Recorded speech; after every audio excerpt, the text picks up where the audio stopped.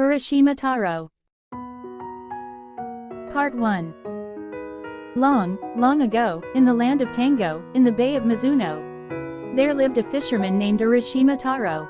Every day, Urashimataro would take his fishing rod and head to the sea to catch fish, like sea bream and bonito, and support his father and mother. One day, as usual, Urashima went out to sea, fished all day, and was on his way home. On his way back, he saw 5 or 6 children gathered on the road, making a lot of noise. Curious, Urashima looked and saw that they had caught a small turtle, and were poking it with sticks and hitting it with stones, tormenting it mercilessly. Urashima, unable to watch any longer, said, "Hey, you shouldn't do such a cruel thing. Be good children." He tried to stop them, but the children didn't listen and said, "What's it to you? We'll do what we want." And they continued to flip the little turtle onto its back, kick it, and bury it in the sand. Feeling even more sorry for the turtle, Urashima said, "Well then, I'll give you some money, so please sell me the turtle." The children agreed. "All right, if you give us money, we'll let it go." They held out their hands. Urashima gave them the money and took the little turtle. The children said, "Thank you, mister. Buy from us again." They said this as they left, laughing and making noise. Afterward, Urashima gently stroked the turtle's neck that was sticking out from its shell and said, "That was a close call. Now, go home." He took the turtle all the way to the beach and released it into the sea. The turtle seemed very happy, moving its neck and limbs, and soon it made bubbles as it dived deep into the water. A few days later, Urashima went out fishing again. He rowed far out to the open sea and was fishing hard when suddenly he heard a voice from behind. "Mr. Urashima, Mr. Urashima." He turned around in surprise but saw no one. Instead, a single turtle had come up beside his boat. As Urashima looked in wonder, the turtle said, "I am the turtle you saved the other day. Today, I have come to repay you." Urashima was astonished. "Well, you didn't need to trouble yourself to come and thank me. But I must. Thank you so much. By the way, Mr. Urashima, have you ever seen the Dragon Palace?" "No, I've heard about it, but I've never seen it." "Well then, as a token of my gratitude, I'd like to show you the Dragon Palace. How about it? That sounds interesting. I'd love to go, but isn't it at the bottom of the sea? I can't swim that far." "Don't worry. Just ride on my back." The turtle said this and offered its back. Half apprehensive, Urashima did as he was told and got on the turtle's back. The turtle quickly cut through the white waves and swam on. The sound of the waves gradually faded away, and as they descended deeper into the blue water, everything seemed like a dream.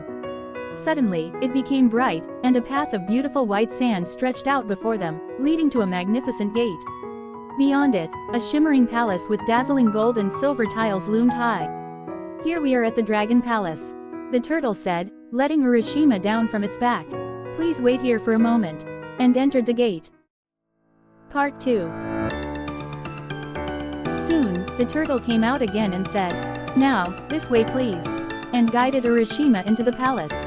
Passing through halls filled with various fish like sea bream, flounder, and plaice that looked at him curiously. They entered a grand hall where Princess Otahime, accompanied by many attendants, came out to greet him. Following Princess Otahime, Urashima was led deeper into the palace. The ceiling was made of agate, the pillars of coral, and the corridors were paved with lapis lazuli. As he walked cautiously, a pleasant fragrance wafted through the air, and delightful music could be heard. They arrived at a large hall adorned with various jewels embedded in crystal walls. "Welcome, Mr. Urashima. Thank you for saving the turtle's life the other day. We have nothing much to offer, but please enjoy your stay," Princess Otahime said and bowed courteously. Then, various fish, led by the sea bream, brought heaps of delicious food, and a lively banquet began. Beautiful attendants sang songs and danced. Urashima felt like he was dreaming within a dream. After the feast, Princess Otahime showed Urashima around the palace. Every room was adorned with rare jewels, and their beauty was indescribable. Once they had toured the entire palace, Princess Otahime said, "Next, I will show you the seasonal scenery." She first opened the eastern door. It revealed a spring landscape with cherry blossoms blooming beautifully amidst a hazy view. Green willow branches swayed in the breeze, with little birds singing and butterflies dancing among them. Next, she opened the southern door. It was a summer scene with white deutzia flowers blooming by the fence, and the green leaves of the trees in the garden, filled with the sounds of cicadas and evening cicadas. In the pond, red and white lotus flowers bloomed, and dewdrops like crystal beads rested on the leaves. Ducks and teals floated on the rippling water. Next, she opened the western door. It was an autumn landscape with chrysanthemums of various colors blooming in the flower beds, giving off a pleasant fragrance. In the distance, a forest of fiery red maple trees stood shrouded in white mist, and the sad calls of deer could be heard. Finally, she opened the northern door. It revealed a winter scene with frosty leaves glistening on the ground and snow covering the mountains and valleys in white. Smoke from a fire to warm oneself rose thinly in the distance. Urashima was amazed and stared wide-eyed at everything he saw. Eventually, he became so enchanted that he felt like he was in a dream and forgot all else. Part 3. Every day was filled with fun and rare experiences, and because life in the Dragon Palace was so enjoyable, Urashimataro spent his days carefree and 3 years passed by quickly. In the spring of the 3rd year, Urashima started having dreams about his long-forgotten hometown. In his dreams, he vividly saw the sunny shores of Mizuno, where the fishermen were cheerfully singing boat songs, pulling nets, and rowing boats. Urashima began to long for home more and more. I wonder how my father and mother are doing now, he thought, and this thought grew so strong that he could no longer stand it. He just wanted to return home as soon as possible. Therefore, he no longer found joy in the songs and dances and spent his days feeling melancholy. Seeing his state, Princess Otahime worriedly asked, "Mr. Urashima, are you feeling unwell?" Urashima, hesitantly, replied, "No, that's not it. The truth is, I want to return home." Hearing this, Princess Otahime looked very disappointed and said, "Oh, that is unfortunate. But seeing your face, I understand that it would be useless to try to stop you. If you must go, then please do." Saying this sadly, Princess Otahime went inside and returned with a beautifully decorated box adorned with jewels.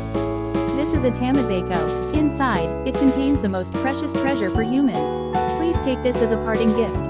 However, if you ever wish to return to the Dragon Palace, no matter what happens, you must never open this box. She handed the tamabako to Urashima with these instructions.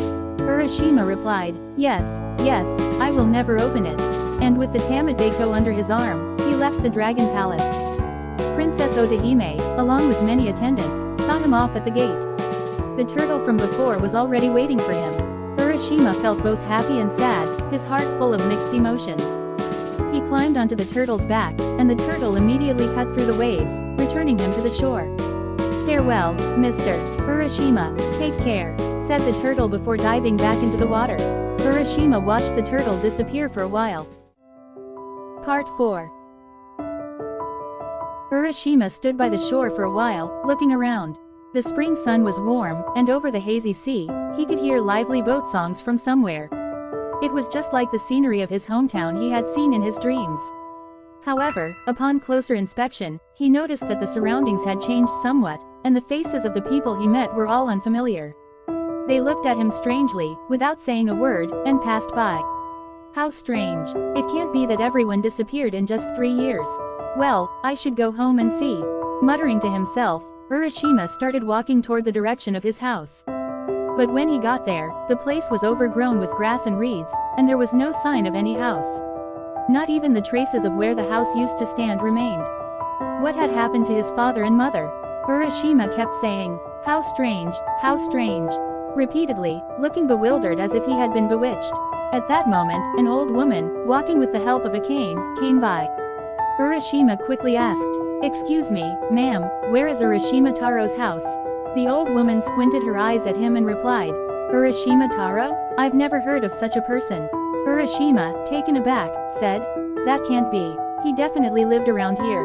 The old woman, puzzled, tapped her cane on the ground and thought for a while. Then she said, "Oh, yes, Urashimataro. He lived here about 300 years ago. I heard this story when I was a child. One day, he went fishing and never returned. People said he might have gone to the Dragon Palace. It's a story from a long time ago." She said this and then continued walking slowly. Urashima was shocked. 300 years? How strange. I thought I had only been in the Dragon Palace for 3 years, but it's been 300 years. So, 3 years in the Dragon Palace is equivalent to 300 years in the human world. No wonder the house is gone, and my parents aren't here. Feeling a sudden wave of sadness and loneliness, Urashima's vision went dark. He missed the Dragon Palace terribly. He wandered back to the shore. The sea was vast and endless, with no sign of the turtle. There was no way to return to the dragon palace. At that moment, Urashima noticed the tamabako he was holding. That's right. Maybe if I open this box, I'll understand. Feeling excited, he forgot Princess Otohime's warning and opened the box. Purple smoke billowed out, enveloping his face, and then it disappeared. The box was empty. Instead, Urashima's face was suddenly wrinkled, his hands and feet shriveled, and when he looked at his reflection in the clear water, he saw that his hair and beard had turned white, making him look like a frail old man.